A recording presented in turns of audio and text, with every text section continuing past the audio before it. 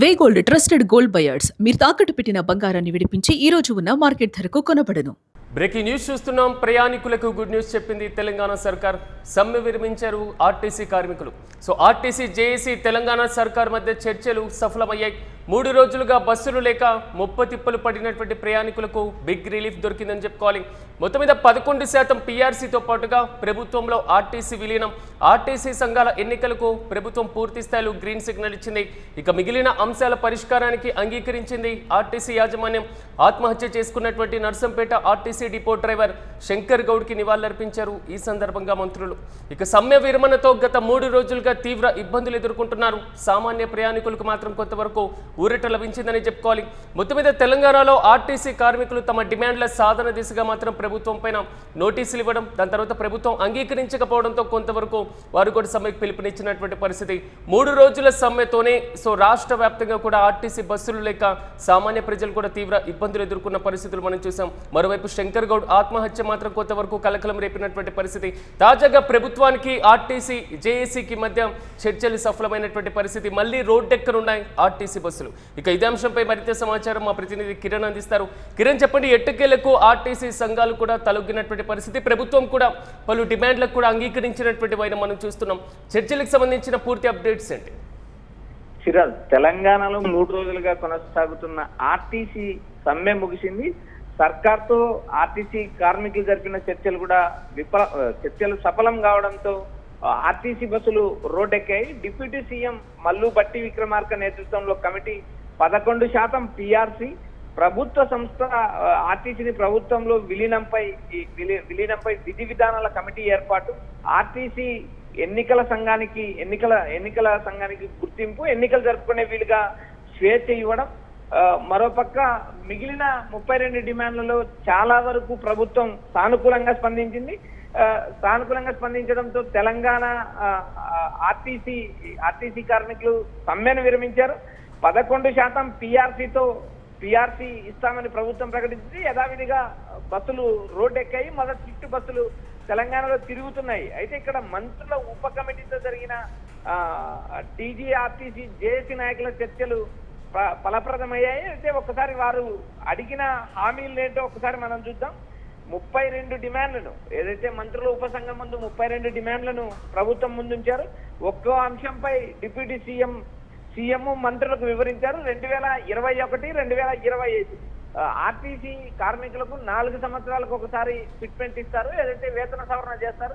అయితే ఇక్కడ ప్రధానంగా 2021, 2025 2 పీఆర్సీలు వేతన సవరణ చేయాలని జేఏసీ నాయకులు పట్టుబట్టారు. అదేవిధంగా 30% ఫిట్మెంట్ ఇవ్వాలంటూ ఫిట్మెంట్ తో వేతన సవరణ చేయాలని ఆర్టీసీ కార్మికులు మంత్రుల ఉపసంఘాన్ని కోరారు. అయితే రాష్ట్ర ప్రభుత్వం 11% ఇవ్వగలము అంటూ ఆర్టీసీ కార్మికులను ఒప్పించింది.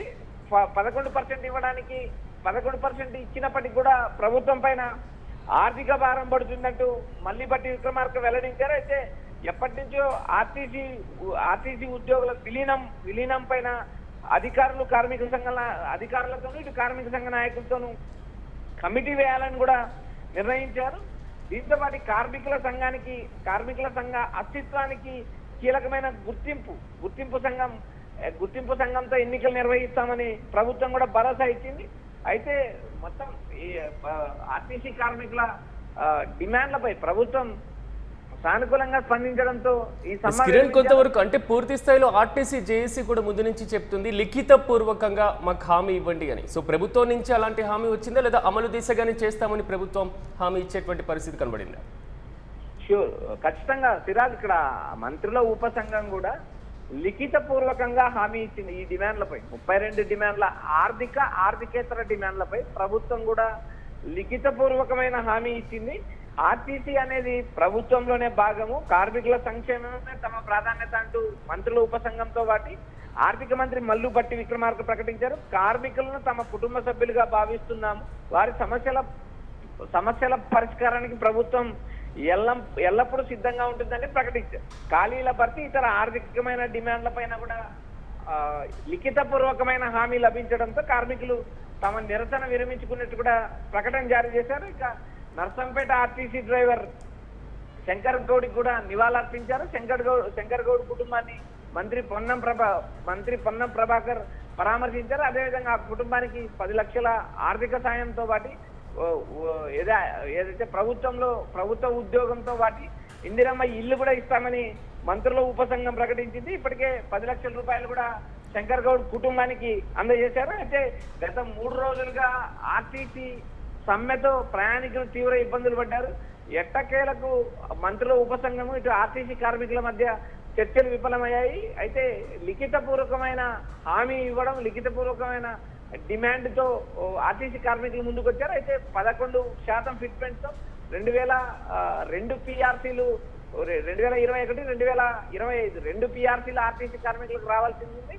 ఈ ఆర్టీసీ కార్మికులకు రెండు ఫిట్మెంట్ ఇస్తే మరికొంత ఆర్థిక భారం పడుతుంది. మరోపక్క మహాలక్ష్మి పథకం ఇప్పటికే ఆర్టీసీలో మహిళలకు ఉచిత ప్రయాణం చేస్తున్నారు. అయితే ఇది కూడా ఆర్టీసీకి ఒక ఆర్థిక భారం అయినప్పటికీ తెలంగాణతో పాటు కర్ణాటక లాంటి రాష్ట్రాల్లో హామీ ఇచ్చారు. ఆ హామీ నెరవేర్చుకోవడానికి ప్రభుత్వం మొదటి ప్రయారిటీ ఇచ్చింది. ఆర్టీసీ కార్మికుల సుదీర్ఘ డిమాండ్లను కూడా అంగీకారం తెలిపారు. అయితే లిఖితపూర్వకంగా హామీ ఇవ్వడం, మరోపక్క వేతన సవరణ 2021, 2025 వేతన ఫిట్మెంట్ కూడా 11% అంగీకారం తెలపడంతో ఆర్టీసీ కార్మికులు సమ్మె విరమించారు.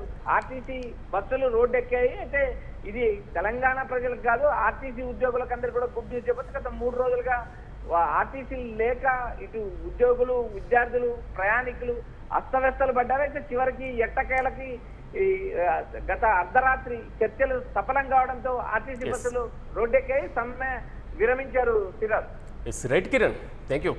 ఎటుకేలకు మాత్రం ప్రయాణికులకు గుడ్ న్యూస్ చెప్పింది తెలంగాణ ప్రభుత్వం.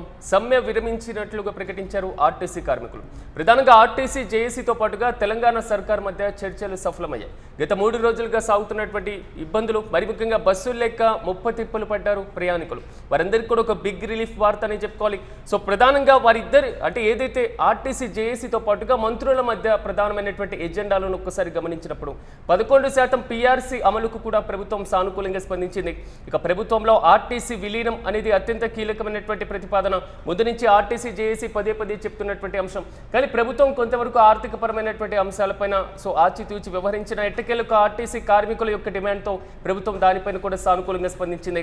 ఇక ఆర్టీసీ సంఘాలకు సంబంధించి గత ప్రభుత్వం ఎన్నికల నిర్వహణకు సంబంధించి కూడా రద్దు చేసినటువంటి వైన మనం చూసాం. సో ఆర్టీసీ సంఘాల ఎన్నికలకు కూడా ప్రభుత్వం తాజాగా గ్రీన్ సిగ్నల్ ఇచ్చింది.